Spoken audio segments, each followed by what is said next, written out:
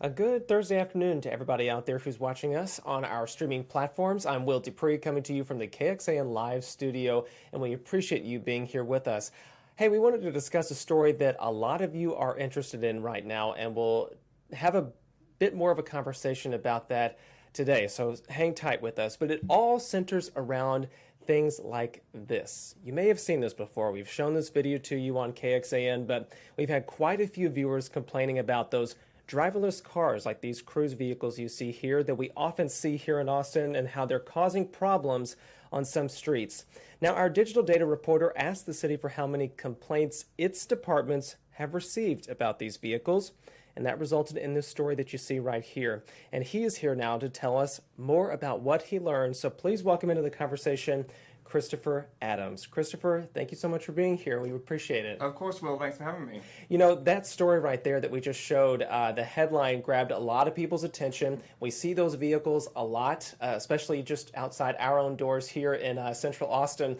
But you took a look at some of those numbers that the city gave you, and this really focused on complaints that people had given to them about these vehicles that we see around town right now. Yeah, that's right. So the city's Transportation and Public Works Department has been tracking complaints related to these autonomous vehicles, the self-driving cars, since July. And since then, they've had more than 40 complaints in total. Actually, 43 is the number from across the city. Most of them are kind of concentrated in central Austin, and we'll talk a little bit more about that later. But again, more than 40 complaints across the city related to these cars just since July. And we get a lot of those in our own inbox here at the newsroom. But I want to take a look at this chart that you put together. And this is talking about the types of complaints since July that the city has received. Walk us through what we're looking at here. Yeah, so you can see right there off the top 15 near-miss complaints. So these are people who have reported to the city, hey, one of these driverless cars either almost ran into me or almost ran into a parked vehicle on the side of the road, something like that.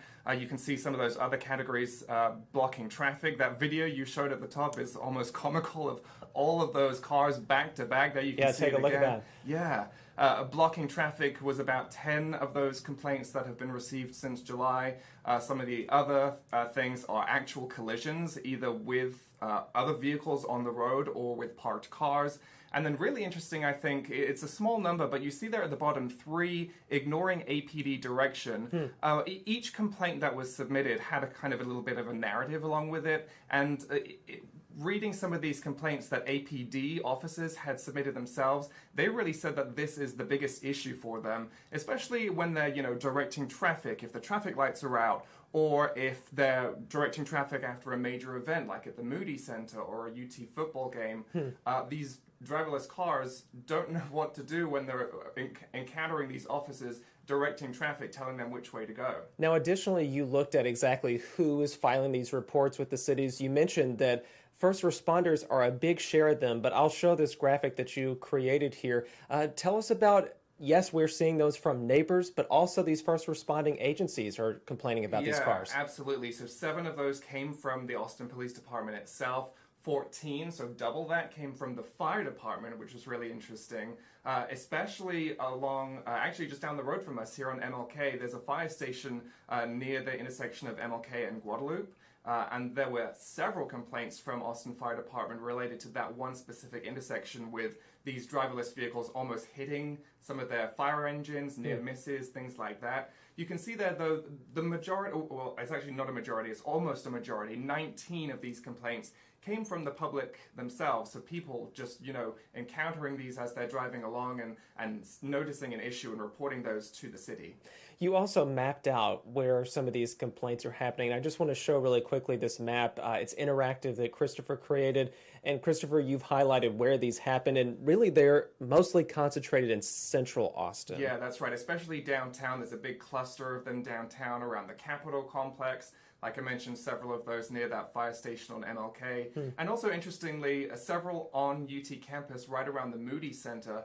Again, some of these narratives from APD saying, when they're directing traffic after some of these events, these driverless cars don't know what to do. They either stop completely and stay stationary for several minutes, or they go the wrong direction, they blow through lights, things like that. It's a big problem, they're right around the Moody Center. And I want to just tell you all, please check out Christopher's story. Again, we showed that headline a few moments ago, and we'll revisit that in just a moment. But you can check out this map yourself and see what some of the narratives are about what these incidents, these complaints that the city received about these vehicles. Now, the company that has the most of these vehicles here in our community is Cruz, and that's what you're looking at here. Again, video of a traffic jam where dozens of these were just crowded up there on a street. And this company has responded to some of this criticism about particularly the complaints from first responding agencies. Now, this is not just centered here in Austin. Other communities have dealt with these issues as well.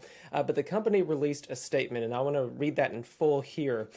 Cruz wrote us this, quote, "We recognize the unique challenges first responders may face when interacting with an autonomous vehicle that has no driver present. We strive to be a good partner and leverage our technology to help support those who serve the community." And Christopher, this was really in relation to technology upgrades that the company hoped to implement into its vehicles. Yeah, that's right. So they put out a long blog post last week kind of detailing some of these issues that they've run across and what they're doing to try to fix some of those issues, particularly when it comes to dealing with law enforcement. So it's things like better detection when they're hearing sirens or seeing those flashing lights, avoiding or recognizing and avoiding emergency scenes. So if they come across a police vehicle, a fire engine, an ambulance, they maybe go a different direction to avoid that scene if they can. Also just slowing down in general when they come across one of these emergency vehicles on the side of the road. And again, like Will just said,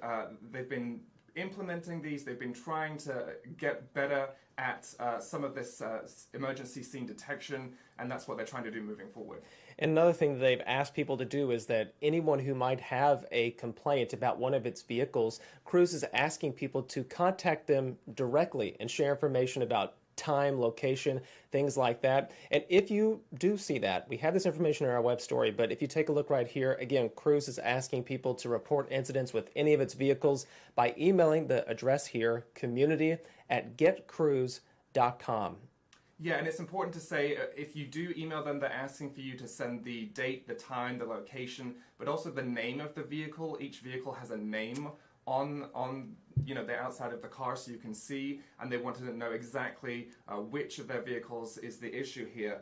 The other thing, if you're in one of these vehicles, because these are rideshare services, if you're in one of the vehicles and you notice an issue, what you can do is just have the app open on your phone and shake your phone, and then it pops up a little place where you can provide some instant feedback to the company.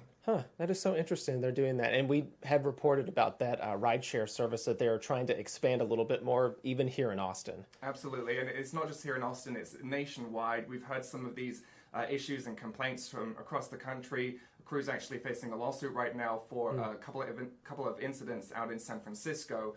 But again, locally here in Austin, the city of Austin has tracked more than 40 complaints just since July related to these driverless vehicles.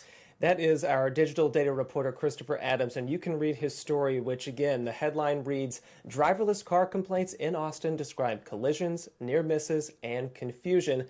Check that out right now on KXAN.com and the KXAN News mobile app. It has been trending. A lot of people, again, interested in that story. And Christopher, I know you'll still be tracking some of these stories related to this because this is not going away anytime soon. Absolutely, and the city is actually releasing some updated numbers each week, and so I'm sure we can only expect those numbers to continue to increase. Hopefully not now that they've implemented some of these changes around these emergency scenes, but I wouldn't be surprised if we see those complaints continue to increase. I saw a traffic jam yesterday caused by one of the Cruz vehicles near the state capitol when I was headed home from work. So these things are still happening, and we're, of course, still tracking it as well as these companies that are putting these cars on our streets. But Christopher, thank you again for joining us. We appreciate it. Of course. Thank you, Will. Again, that is Christopher Adams. I'm Will DuPree. We will see you back here at another time with other updates. So enjoy the rest of your Thursday, everybody. Take care.